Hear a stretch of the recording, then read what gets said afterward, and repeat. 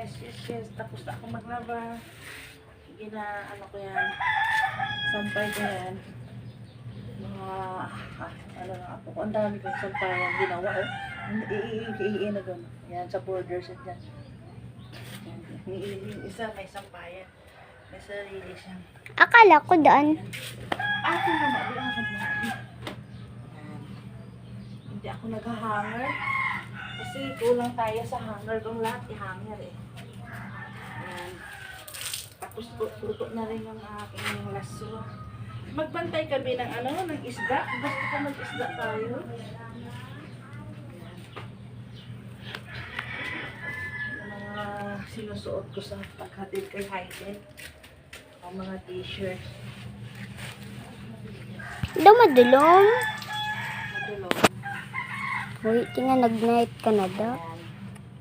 Ay, hala. Naanuhan ng pintura. Hindi natanggal. Ulitin ko po. Kayo na pintura pala ako. Hindi ko nakita. Ayan, yung kauna-unahan kong t-shirt sa Puerto Rico. Yan o, Bio. Ayan, love na love ko yan. 23 years old na ito sa akin. Ang una-unang port sa aking sea life. Doon ko sinalubong, doon ako umakyat sa barko. Sa una-una barko, Royal Caribbean. Yan, year 2000. Tapos nung gabi, nung umikot na kami, umiyak ako nung umiyak. Kasi ang ganda-ganda pala ng barko. Cruise ship. Doon ko na nakita yung mga pasahero, ang ganda ng mga location, kung saan kahit saan access na pasok namin. Yan, sinisimulan ko ng isip. 350 pieces na. Noon ito kaya lang iba pinamigay ko na. Ito Yan.